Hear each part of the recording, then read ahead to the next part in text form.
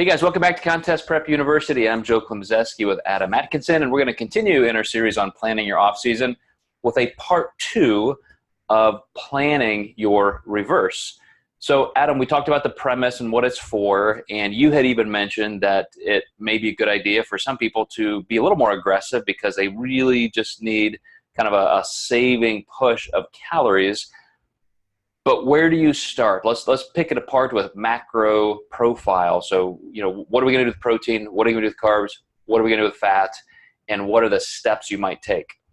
Yeah, usually with the reversing, we'll primarily start with carbohydrates because we want just that anabolism coming back in.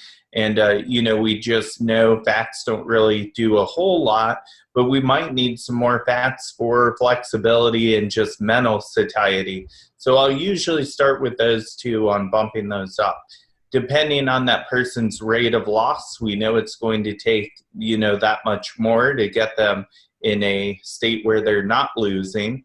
So, and then also we have to consider now instead of losing weight, we want to be, moving calories upward, maybe keep things pretty well maintained in a weight department. But now we have a whole nother level of physiology happening with the body. So one thing to consider is your body can store about 500 grams of glycogen. 400 that's going to be in the muscle tissue, another 100 in the liver. So we are going to see some weight gain, and this is where pictures can be even more important just to look and check body composition. So, all right. So you put a lot in there, and that's awesome. That is a good average for glycogen. Some people with bigger stature might store, a few hundred calories more. It could be almost double that. But I do agree that we all should start with carbohydrates, and that just gives that extra little blood sugar. It creates a more anabolic environment, as you said.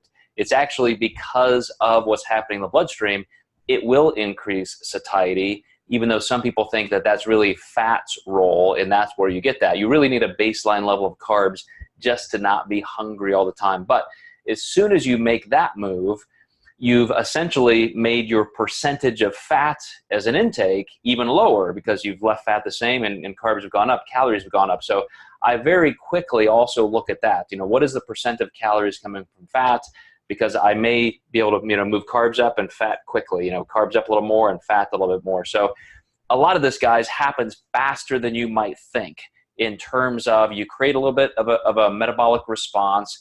And it's not like you're going to add 5 or 10 grams of carbs and hold that position for a month. I'm talking about 20 to 25 grams of carbs for women, maybe 50 or so grams of carbs for men. And you might be able to do that 2, 3, 4 weeks in a row, that kind of an increase every week, including a little bit more of an indulgence. So if you're having any kind of a cheat meal or relaxed meal.